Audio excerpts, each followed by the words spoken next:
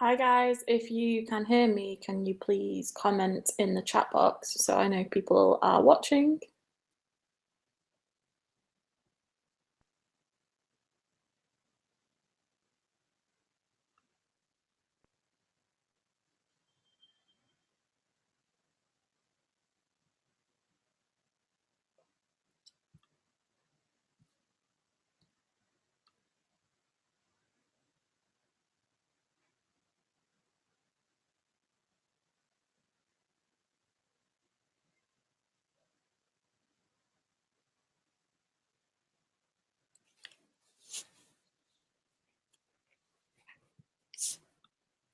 Okay guys, so it's showing that a few of you have joined. So what I'm going to do first of all is see if there's any questions that you guys have.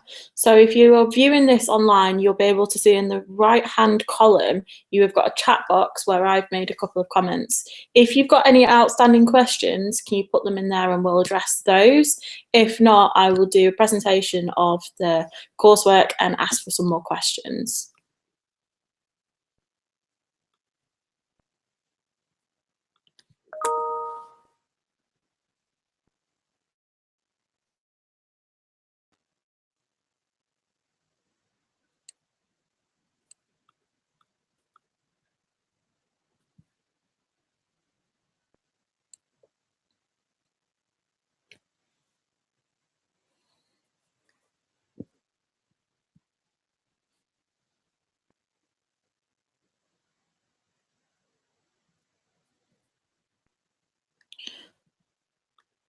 Okay, so at the moment I can't see any questions on there and I'll keep my screen split, so if any questions do pop up, I'll be able to answer them. But first of all, I'm just going to go through the assignment brief again as we did in the sessions in the drop-ins, and kind of go through each of the different sections of this assignment, have a look at what you need to do for them, and then hopefully if you've got any questions, I can answer them at the end. So just to remind you, your submission is at 8:30 on the 29th of April. And with this, you're going to have three elements of this. You're going to have your employer work quality assessment form, which will be worth 30% of your grade. You will have your YouTube advert, which should be no longer than 60 seconds, where you'll be advertising your internship to others, and that will be worth 20% of your coursework, and your final PDR, which is worth 50%. So what we're going to be doing today is looking at some of the assignment issues. So what you need to do in this is do a written assessment, which is a final professional development review against your PDP that you set up at the beginning of this year. You are able to edit that PDP at any point. So up until this assessment, you will be able to upload a new PDP if you've got new goals, or if your internship has changed, or if you've changed to a different employer, like some of you have. So you will be able to update that. And what you actually need to do, first of all, is look at in this written assessment, either an episode of your in your internship that you have looked at your own poor performance or excellent performance in solving a problem. So has there been a problem in your internship, and did you help or hinder solving that problem for your agency or your client? Or if you haven't had a problem, there might have been an opportunity that's turned up in your internship, or a problem during your internship that wasn't directly something that you were involved with, but came up with a solution to that. So you've either succeeded or failed in dealing with this opportunity or problem that you didn't really need to get involved with if you didn't want to. Then for the next section of this, you're going to be looking at some of the outcomes that you have met. And obviously you've met some of you talked about some of the ones that you met in your first PDR, which was your vlog. You won't be able to discuss exactly the same outcomes again unless you've done something different. And you will be looking at probably the outcomes that you set up that are the remaining outcomes that you wanted to make sure that you met by this point of your internship. And then you're going to be looking at some of the outcomes that you should have achieved by this point and you haven't. So you haven't managed to achieve this year. And I want to look at how do we tackle each of these problems. So we're looking at the YouTube advert, and it's about 20, this is worth 20% of your assignment, so you can be doing this as well. Can't be more than 60 seconds in length. And then you're going to have your employer work quality assessment, which is worth 30%, which is exactly the same as the first term. So to tackle this first problem, I want you to pick one of these. You're either going to be looking at how you solved a problem, so you personally within the agency solved a problem, or how you helped deal with an opportunity or a problem within your agency. Either is good. Neither of them will get you more marks than the other. They're both worth exactly the same amount of marks. And what we're going to do is look at how we would tackle them. But the first stage, before you even get on to thinking about tackling them, you actually need to decide, have you had a problem or have you had an opportunity? And have you helped personally solve the problem or help as a team to solve the problem? Because if it's personally, it's going to be the first option. And if it's an opportunity or problem that you as a team have dealt with, it's going to be the second one. So looking at the first option here, you actually need to think about this problem. What is this episode? How is this a problem that you personally have either excellently dealt with or poorly dealt with? So what you need to do is explain a little bit about this episode. What actually happened?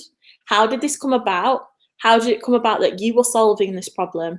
And do you feel like you dealt with that problem exceptionally and therefore you've got excellent performance, or poorly and you didn't actually help solve that problem? Because what you're going to need to do then is justify, why is this poor performance or why is this excellent performance? And how have you personally impacted this situation to make sure it has been dealt with excellently or actually hindered the process? And with this, you're going to be able to provide some evidence. So have you got an email that says that you've dealt with something excellently? Have you got an email that says, unfortunately, we've had to go a different way with this? Have you got a blog post that needed to be written, but the blog writer was off ill and your blog post has gone live? Have you got a piece of creative or a piece of work that you have done that displays that you have excellently dealt with that problem? So you need to really think about your evidence here, because you're going to have to provide that as part of your appendix. And for the highest grades, discuss this and discuss and justify why this proves poor or excellent performance. Because you're going to have to think about how reliable your justification is. Are you being too nice to yourself? Are you being too hard on yourself? Do you feel like you could have performed better? And this is where you're going to have that deeper reflection. How do you feel about this situation? And what would you do differently in the future? Or would you do it exactly the same again?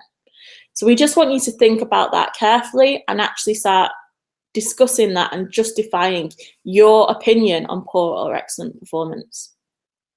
If you wanted to answer the other question though, where you as a team have successfully dealt with a problem or an opportunity, you need to actually think about the opportunity or problem that has arisen. What is that opportunity? Was the opportunity to go in for a few extra days over professional development week, so therefore you could actually get more actively involved in a bit of creative? Was it that you have been offered to be able to do some training or a Google Analytics course? Is it that you've been offered to take on some extra part-time work? What is the opportunity that has arisen that you have been involved in? Or what is the problem that arose? Was there an issue with a client that you have helped respond to it and actually deal with the situation? For example, if they weren't happy with a piece of copy, have you helped rewrite it? If they weren't happy with a creative idea, have you come up with some new ideas for them? So just think about the opportunity or problem that may have occurred during your internship. You've been there for quite a while now, so throughout that process there'll be something that you can discuss as an opportunity, a problem here, or as a problem where your poor or excellent performance hasn't helped deal with it or has helped deal with it. So what you need to do, once you've identified that you want to answer this question and that you've got an opportunity or problem, you need to explain a little bit about this. What is this? Why is this different than your everyday tasks? And Is it an opportunity or is it a problem? So be really explicit. Is this was an opportunity for my professional development, or this was a problem that the agency had that I have helped deal with? And explain that. And how were you actively involved in that response? Because it might, in this situation, not be you on your own dealing with a problem or dealing with an opportunity. It might be you have got involved with the team and you as a team have responded to it. But what was your role within that team? So you need to think about it very carefully. And then once you've done that, justify why you feel it's a success in dealing with that opportunity or problem, or you failed to deal with that opportunity or problem. So you were on holiday and you couldn't take on those extra days paid work, and therefore you haven't been involved in the creative process. Or you have succeeded in going in those days and the creative campaign's gone out and you were actively involved in that creative campaign, or you were able to pitch to a client. So discuss why this was a success or a failure. So you need to be explicit in that it was succeeded or failed in dealing with this opportunity or problem. And once again, as with all of this, where you were saying you've done something, we want you to provide some evidence. So this could be an email from your manager congratulating you, an email from your manager explaining to you what you could have done differently, or that it's a shame that you couldn't take up this opportunity, anything like that. Or it could be a draft of a blog post, or a draft of a creative, or of a presentation you're going to make to a client with feedback back on it, saying that it was exceptional, therefore you've succeeded, or you need to make these changes, or we're going to go a different direction. So a bit of failure there. So you need to think about these things. And then discuss how valid and reliable your justification is. How does this show you success? How does this show failure? Don't just put a link to your evidence into your appendix. We want this evidence discussed, and discussed in relation to, I have dealt with this opportunity, or I have dealt with this problem, and this is why. So you need to think about that in a little more deep. Think about how you felt during it. Were you nervous? Were you excited? Feel about what you would do differently if it was a future, and how you have responded to this. So just think about it in a deeper, more reflective way, and actually justify in this sense. So that is section 1. And what I'd advise for you in section 1, so if you've picked impact of poor performance or excellence, or succeeding or failing to do with an opportunity, I would advise you to make this about 1/3 of 1 page. Okay, because what you need to do is 3 tasks, all which are equally weighted. So what you need to do is make sure that this is about 1/3 of a page, and that you've discussed this. A lot of students in the past, and I know in front of some of the one-to-ones, we have discussed the Gibbs's reflective cycle, especially in this last section where you were discussing and considering how valid and reliable your justification is, because this is where you can bring in some of those headings. How did you feel about this? How did you personally respond to this? What would you do differently in the future? So you can actually start thinking and looking about how those titles would actually fit with what we're asking you to do. So Gibbs's reflective cycle does actually fit quite well with this first section if you have achieved or have not achieved dealing with a problem or an opportunity, or had a problem that you feel like you've poorly or excellently performed to. So you can think about those different things. What I would suggest here is to actually think about using a reflexive cycle. Moving on to section 2, we're going to want you to look at outcomes that you have achieved, and this is where I would strongly recommend a reflective cycle.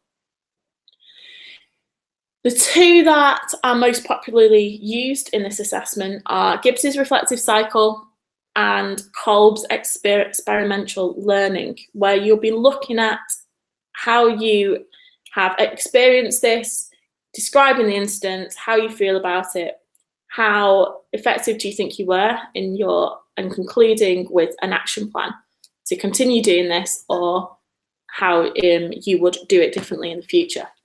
And what this will do is give you a really structured way to deal with these different attitudinal, behavioural and competency outcomes, and actually have some structure to your explanation and justification. So in this second section, what you are going to be doing is looking at the remaining outcomes that you've achieved.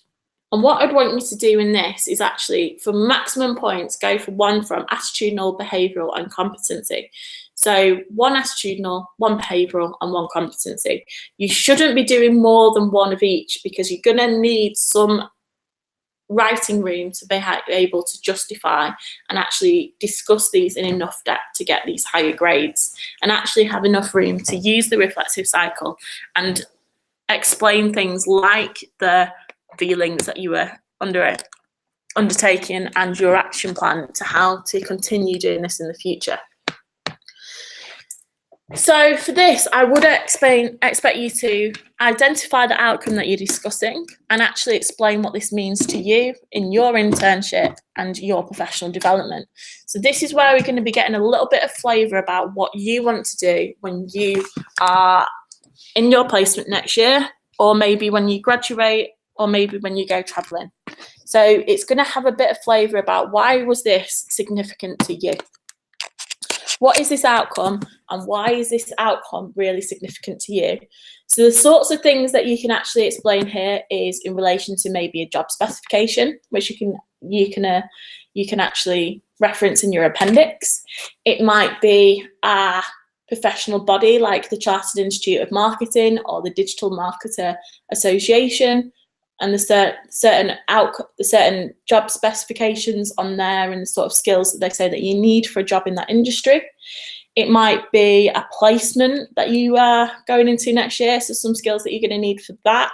Or it might be that you're coming back in level 6 and you've picked some options where you're going to need some really specific skills, and this will help you with that.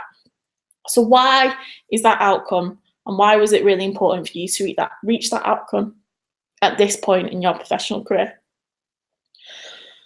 Then you're going to have to provide some evidence that proves you met this outcome. This will be quite easy for things like competency.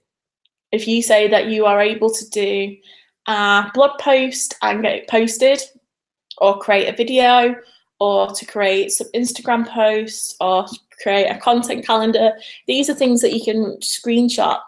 And for your attitudinal and behavioural, you may want to get emails from your managers, or it might be that you want to actually refer back to your EQA. So at this point, you may already have access to your EQA and refer to some of these excellent scores that you guys have been getting in those employer work quality assessment forms, and show that you've met your attitudinal or behavioural through some of the scores on that and the comments that they've made in the comment box at the bottom. So think about what evidence you can show that will really prove that you've met these outcomes, because this is the sort of evidence that you can show in job applications or job interviews in the future, when you're actually trying to say, I've already done this, this is what I can bring to your organisation. So what we're going to expect you to do in that section as well is think about justifying that evidence for this highest grades, and think about this against Gibbs's reflective cycle. Then the final section of this written assignment is to look at outcomes not achieved. This is where you're going to be looking at outcomes that you should have achieved by this point that you haven't. It might be that you have not achieved some of the outcomes and that's really clear to you, or it might be that you've not fully met some of these outcomes where you partially met them, or it might be that you've added some outcomes or changed your objectives in your PDP. And what I'd expect you to do for maximum points, do one from each section, one from attitudinal, one from behavioural and one from competency. But some students have discussed with me, they've met all of their attitudinal, but they've got extra behavioural ones that they've not met, or extra competency, or a different combination. If you're not going to discuss one from each section, you're going to need to be really explicit in why. So in this section, I'm going to discuss 2 behavioural outcomes and 1 competency outcome that I've not met, because at this point, I've met all of my attitudinal. So be really explicit in saying what you have achieved and what you haven't achieved at this point. If you're going to say that you are not going to be doing one from each section, because that makes me as the marker and the external examiner and the internal moderators able to clearly see that you've not just chosen to exclude one area of your professional development, that you have acknowledged that you've achieved all of these, and I'm going to discuss from two from this area instead because of X, Y, and Z. So make sure you do that. And what you're going to need to do is explain what these outcomes are and why were they actually important for your professional development. So if you want a career in public relations and you're not able to write a press release, or you're not able to update the media area of your website, that might be really important things that you have not yet achieved, but you're going to make sure that you achieve by the time that you graduate. So you're going to have to identify what this outcome is, why was this important to you but you've still not met it, and what has stopped you from achieving this. And what we always say here is don't play the blame game. You've now been in an internship for 22 days. And what that means is that you've had 22 days to actually achieve this, and you might not have been able to do that, and that's perfectly fine. But what you need to do is look at causes, maybe your illness, maybe other assignments, maybe stress at home, maybe you were late, maybe your mentor's been off sick, maybe someone went on maternity cover, maybe the agency's been struggling or had too much work. Whatever it is, you just need to identify it. And what we always say here is once you've been in something for 22 weeks and 22 days, you're actually not going to have one reason why you've not met it. It might be a combination of different things. So what are these combinations? What was the number one reason, and why have they stopped you from achieving it by this point? And is there any consequences for you? So how is this going to stop you in a career, or stop you getting a placement, or stop you getting a graduate job? And are there any consequences for your agency? Have you been unable to deliver on something? Have they not been able to trust you to leave you to do things? Have you not been able to write a client meeting, or lead a client meeting, or answer the phone? What is it that has actually impacted the agency or client that you've worked for too? So in that, you're going to be looking at those specific outcomes that you've not achieved and what has stopped you from doing it. What I would advise you to at this point as well is actually think about your action plan. And a lot of students here have really formally and explicitly, in both outcomes achieved and outcomes not achieved, used the Gibbs headings to explicitly say, action plan, I am going to do X, Y, and Z by this date. So it might be, I'm going to do a Google AdWords qualification by August 2019 to make sure that I'm ready for my placement in September 2019. Or I'm going to make sure that I'm confident to speak in front of others by February 2020 so that I'm ready for my graduate jobs. So you need to really explicitly say in bullet points or in SMART objectives, however you want to do it, specific things that you're going to do to change, to make sure that you achieve these outcomes, or make sure you continue to achieve outcomes. So make sure you do that. Then the next section of your assignment is a YouTube advert. So that's your 2-page written assignment. So you should really have a lot of evidence that you've already scored and actually have some ideas about what you're going to write for that. Your YouTube advert is you, either through a PowerPoint or through a video scribe or through a Powtoon, however you want to do it, or you can film yourself or you can film others in this video, is basically do an advert that demonstrates different parts of the work that you've done this year. So have you written blog posts? Have you spoke to a client? Have you done presentations? Have you been writing content calendars? Have you been writing content? Have you been able to take photos or work with videographer? What have you done this year? And identify a few different things that you've done this year. And what was the value of doing this internship to you? Have you learned new skills? Have you learned new teamwork skills? Do you know more about the marketing industry? Do you know more about how you would work in a workplace? Do you know more about different aspects of a digital marketing role or a public relations role, or how you would network to get into one of these roles? So why was this really valuable to you?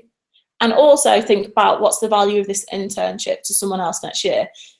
Hypothetically, if this internship was on offer again, or this unit was on offer again, what value would this offer to someone next year rather than doing a different unit? So think about some of the values of the internship to those students. So have you got contacts in the industry? Have you made mentorship relationships? Do you know more about how to do things or how to behave, or your attitude for marketing within these different agencies that are actually valuable to you and will be valuable to someone else next year? My advice to you is to do about 20 seconds identifying different aspects of your work that you've done. So is it blog posts, is it email marketing? What have you done? Then about 20 seconds about how this is really important for your professional development and how this internship has helped you do those things and you wouldn't have normally done it. And also then 20 seconds on why someone else should do an internship. No, you could specifically say an internship at your employer or just an internship in general within marketing. So why would that be important to them? For work experience, CV, recommendations, all of those different things. Then finally, your final aspect of this, obviously you won't be contributing to this and it's just something that you need to make sure is done, is your employer work quality assessment. They can either mail it to you as a PDF for you to submit with me copied in, or they can email it to me directly for us to include. But what you need to do if you're going to get an email directly to me and you're not going to be uploading it to Moodle, just make sure in the comments box that you write, my employer has said that they will send this to you directly. Because it's your responsibility to make sure it's either uploaded by you or I know that they're going to email it to me. So then I can chase them for you. And then there's some guidelines and some rules. So obviously this is an end of term document. So the first section is a 2-page of A4 maximum. So after 2 pages, we will stop marking. It's a minimum of size 10 font, and we ask you to have the normal margins. And these are the default ones that are in Microsoft Word.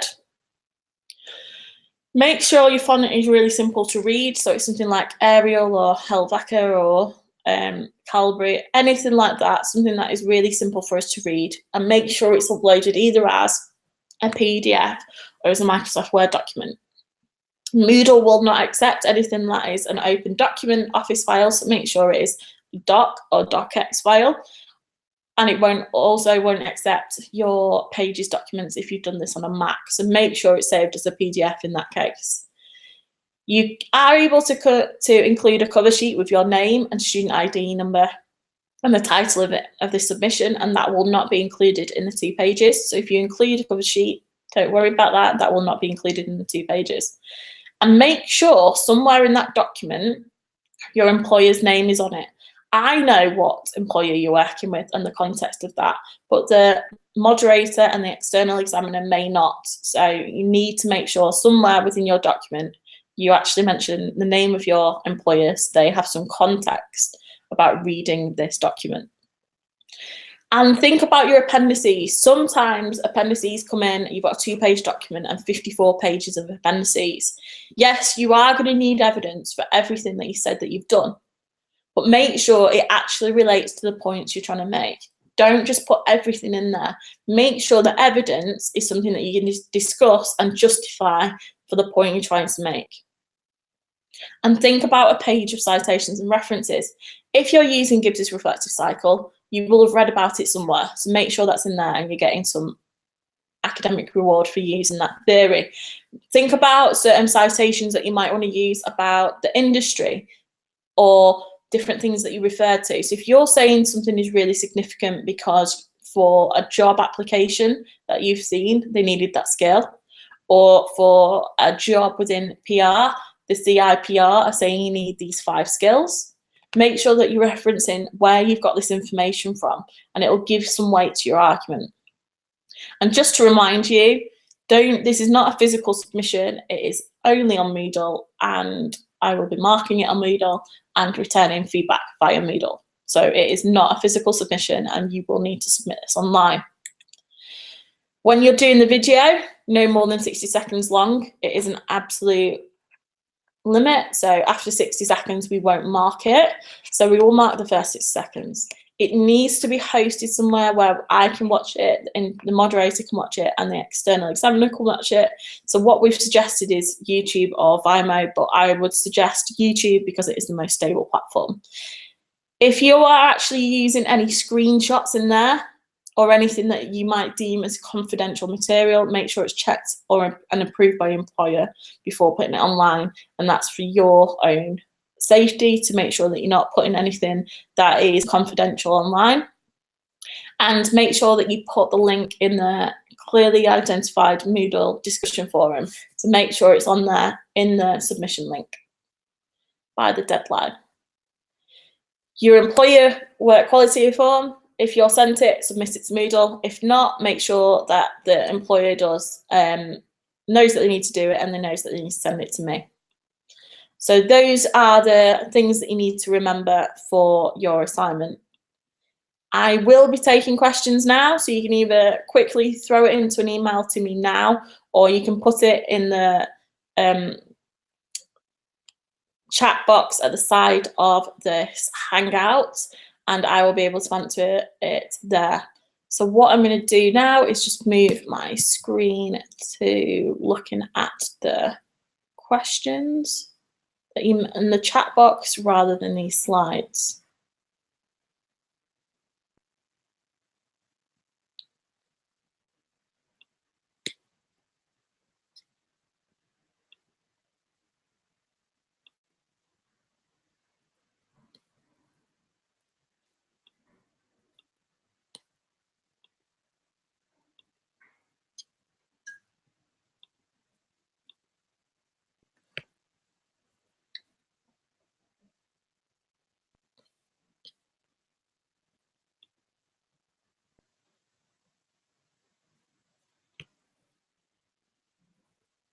Okay, so I'm looking at the Hangout now, and at the moment we've got no questions in the right-hand column.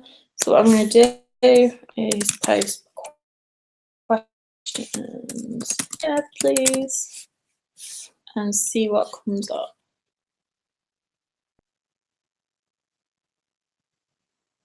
And I will also check my email account. So at the moment, I've got no emails of questions.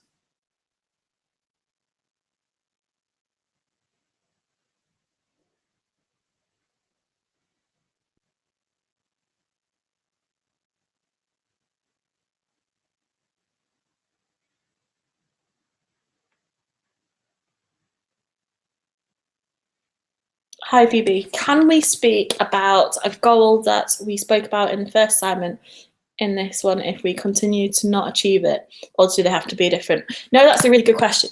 If you've not achieved it and you've still not achieved it, it might be different reasons why you've not achieved it, so therefore you can definitely talk about it again. So it's just if you said that you have achieved it, you can't say you have achieved it and then say you have achieved it again with the same content.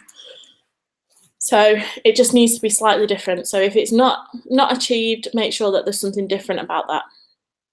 Just the reason why you've not achieved it.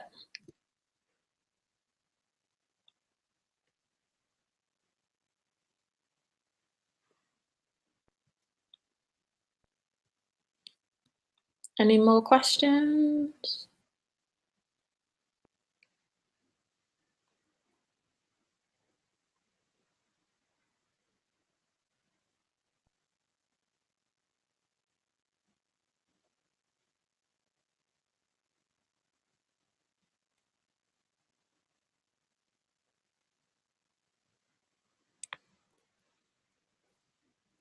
Is there any more questions? If not, can everyone just say no questions? Because at the moment there's 4 people watching. So let's make sure that everyone's not got questions before I sign off.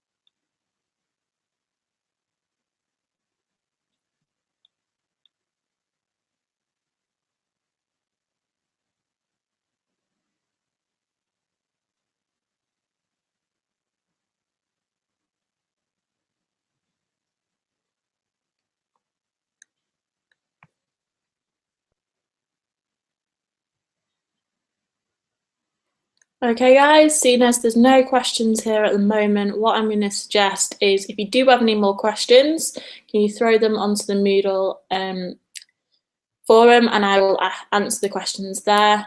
And if you've got any issues that are a bit more personal, you can throw them into an email to me. I will be on my email and Moodle today and Monday. We're also running a drop-in on Monday 1 till 4 p.m. in my office, which is Business School 6.34, and I will be answering questions and going through work there. Thank you very much for joining us, and I will hopefully talk to you all guys all soon. Have a great weekend, and I'll see you soon. Bye.